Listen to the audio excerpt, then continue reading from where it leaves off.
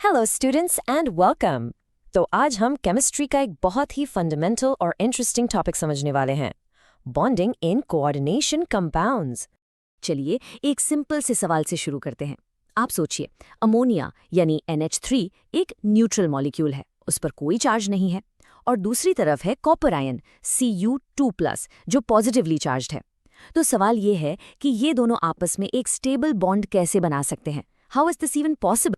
तो इसी पजल को आज हम सॉल्व करेंगे। आज हम समझेंगे बॉन्डिंग इन कोऑर्डिनेशन कंपाउंड्स, और इस एक्सप्लेनर के एंड तक आई प्रॉमिस आपको इस सवाल का जवाब बिल्कुल क्लियर हो जाएगा। पर ये टॉपिक इतना ज़रूरी है क्यों? क्योंकि यही वो कॉन्सेप्ट है जो समझाता है कि काउंटलेस स्टेबल मॉलिक्यूल्स कैसे बनते हैं। इतना ही नहीं, बहुत सारे कंपाउंड्स के जो ब्यूटीफुल वाइब्रेंट कलर्स होते हैं, उनका रीज़न भी यही है। और सबसे इम्पॉर्टेंट, ये लाइफ सेविंग मेडिसिन्स और हमारी बॉडी के ज़रूरी बायोलॉजिकल प्रोसेसेस का बेसिस है। तो आखिर वो क्या चीज़ है जो ये सब पॉसिबल बनाती है? चलिए इसके कोर कॉन्सेप्ट से ही शुरू करते हैं। Let's really understand the coordinate bond.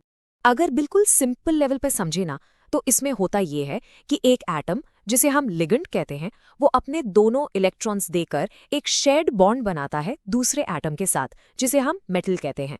और अब एग्जाम्स के लिए इसकी जो फॉर्मल टेक्स्ट बुक डेफिनेशन है वो ये है: the bond formed by the donation of an electron pair from a ligand यानी donor to an empty orbital on a central metal atom यानी एक्सेप्टर। यहाँ एक बहुत कॉमन कंफ्यूजन क्लियर करना जरूरी है।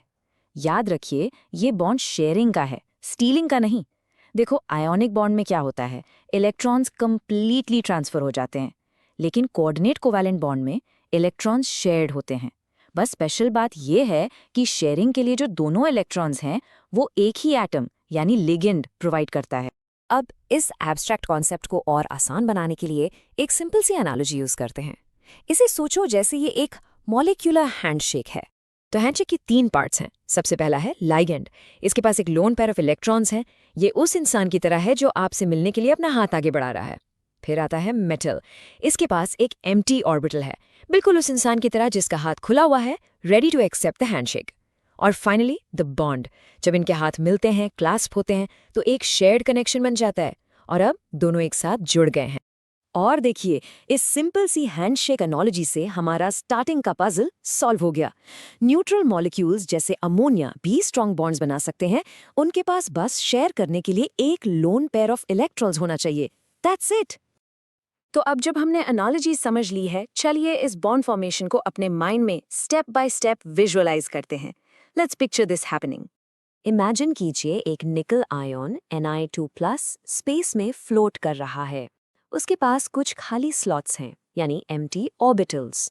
अब एक अमोनिया मॉलिक्यूल NH3 उसके पास आता है, और इसके नाइट्रोजन एटम पर एक glowing lone pair of electrons है।